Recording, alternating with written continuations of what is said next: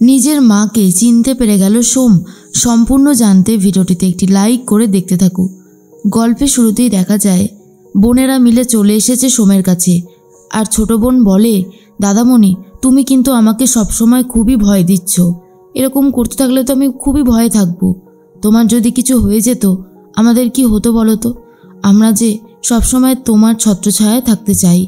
এরপর সোম বলে, আরে বাবা আমার তো কিছু হয়নি, আমি এখন একদম ঠিক আছি, তোরা শুধু শুধু আমাকে নিয়ে এত ভাবছিস। তখনই বোন বলে, কি যে বলছো, কত বড় একটা বিপদ তুমি কাটিয়েছো তুমি কি জানো?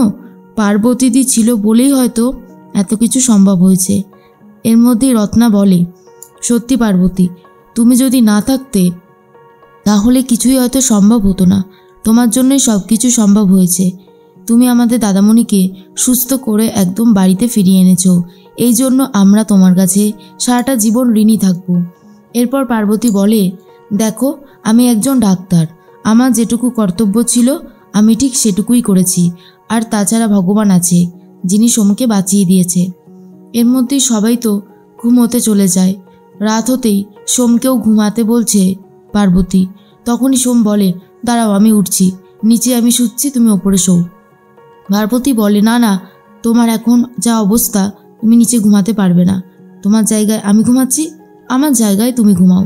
কিন্তু সোম পার্বতীর কোনো কথাই শুনতে চাইছিল না। পার্বতী জোর করে ধমকি দিয়ে সোমকে ওপরে শোয়ার ব্যবস্থা করে দেয়। সোম তখন মনে মনে ভাবতে থাকে, পার্বতী আমাকে ধমকি দিয়ে ঘুমও পাড়িয়ে দিচ্ছে, কতটা চেঞ্জ হয়ে গেছে মেয়েটা। এরপর পার্বতীও ঘুমানোর চেষ্টা করতে থাকে, কিন্তু সোম তাকিয়ে রয়েছে বলে পার্বতী বলে, কি হয়েছেটা কি? তুমি এইভাবে ফ্যাল করে আমার দিকে চেয়ে আছো কেন? ঘুমাও, কাল সকালবেলা আমাকে বেরোতে হবে। ওই যে সদরঘাট সংশোধনাগার ছিল না, যেখান থেকে সবাই এসেছিল, তুমি বস্ত্র বিতরণ করেছিলে, ওখানে যেতে হবে, একটা মেডিকেল ক্যাম্প আছে, তুমি এখন ঘুমিয়ে পড়ো। তখন সোম ভাবে তাকেও যেতে হবে, সেও যাবে। সকাল হতেই পার্বতী রেডি হয়ে বেরিয়ে যাচ্ছে। ঠিক সেই মুহূর্তেই রত্না বলে, পার্বতী তুমি কোথাও বেরোচ্ছ নাকি? পার্বতী বলে, হ্যাঁ রত্না, আসলে ওই সদরঘাট সংশোধনাগারে একটা মেডিকেল ক্যাম্প আছে, সেখানেই আমাদেরকে যেতে হবে। রত্না বলে, ও আচ্ছা আচ্ছা, সাবধানে যেও তাহলে। পার্বতী বলে, সোমকে তো কোথাও দেখছি না, কোথায় গেছে গো? রত্না বলে, তার কি কোনো হুঁশ আছে? দেখোই না, সুস্থ হতে আবার টোটো করতে বেরিয়ে পড়েছে। তুমি ওসব নিয়ে ভেবো না, সাবধানে যেও। এরপর সোম রাস্তায় অলরেডি দাঁড়িয়ে আছে পার্বতীকে নিয়ে যাবে বলে। পার্বতী তখন বলে, এ কি সোম, তুমি একটু সুস্থ না হতে হতেই আবারও এসব শুরু করে দিয়েছো, যাও বাড়িতে গিয়ে বিশ্রাম নাও। সোম তখন বলে, আমি বিশ্রাম নেব আর তুমি একা একা ডাক্তারি করবে? সেটা হবে না, আমিও তোমার সাথে যাব। পার্বতী বলে, তুমি গিয়ে কি করবে? তোমার কি ওখানে কিছু করবার আছে? সোম বলে, যদি কোনো হেল্প লাগে করে দেব, কিন্তু আমি তোমার সাথে যাবই। এই দেখো আমি ছাতা নিয়ে নিয়েছি, চলো এগোনো যাক। কিন্তু পার্বতী বারবার করে সোমকে বারণ করে। সোম কথা শুনতেই চায় না। এরপর সোম আর পার্বতী দুজন মিলে বেরিয়ে পড়েছে ওই সদরঘাট সংশোধনাগারে যাবে বলে। এর মধ্যেই চলে তো এসেছে, কিন্তু আই কার্ড ছাড়া সোমকে তো ঢুকতে দিচ্ছে না, পার্বতীকে ঢুকতে দিচ্ছে। পার্বতী বলে, দেখলে তো, আমি তোমাকে আগেই বলেছিলাম, কোনো দরকার ছিল না। তুমি এক কাজ করো, তুমি চলে যাও।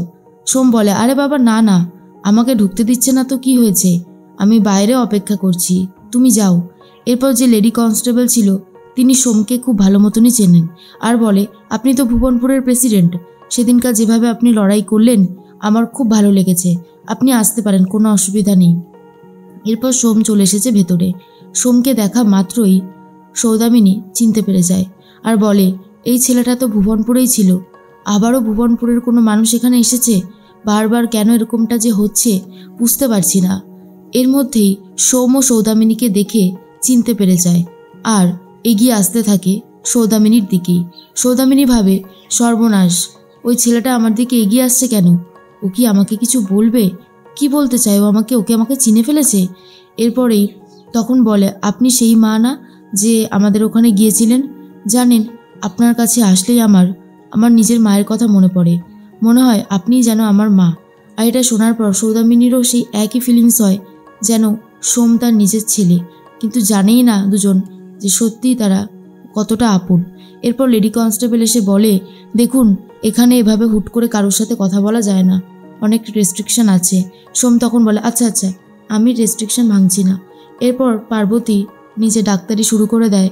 তখন সৌদামিনীও চলে এসেছে। সৌদামিনীকে দেখে পার্বতী যখনই ট্রিটমেন্ট করতে যাবে তখন সৌদামিনী মাথা ঘুরে পড়ে যায়।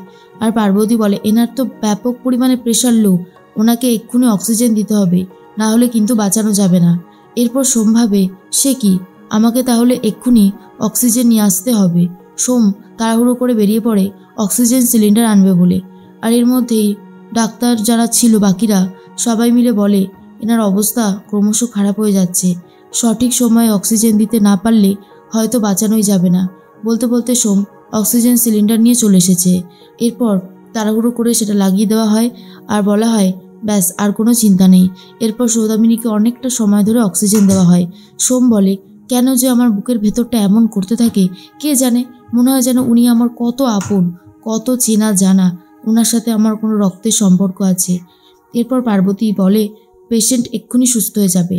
দেখুন আমার মনে হয় সবাইকে একটু আপনারা নজরে রাখবেন, সবারই দেখলাম প্রেশার লোয়ারের প্রবলেমটা রয়েছে। কনস্টেবল বলে দেখুন আমরা তো চেষ্টা করছি, আমরা সবসময় চেষ্টা করিও।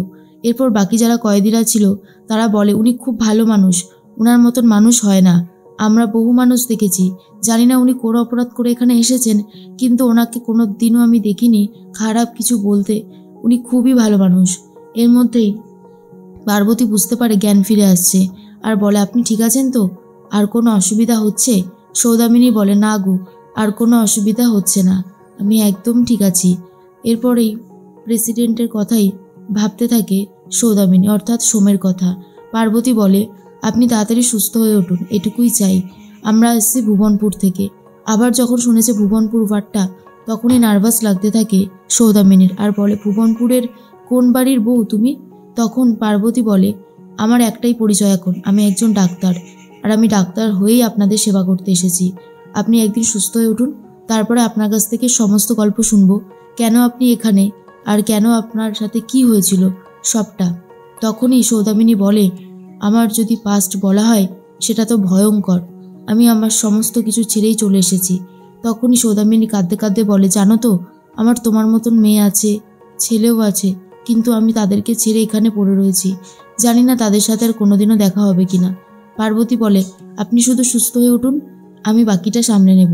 আপনার কাছ থেকে অনেক কিছু শোনার আছে, জানার আছে, আমি সত্যিটা জানতে চাই কেন আপনার এই অবস্থা হলো। এদিকে সোম বাইরে অপেক্ষা করে আছে। সোমের বুকের ভেতরটাও অনেক অস্থির হতে থাকে, খবর পাচ্ছে না কোনো। এরপর পার্বতী বাইরে এসে খবর দেয় একদম ঠিক আছেন উনি।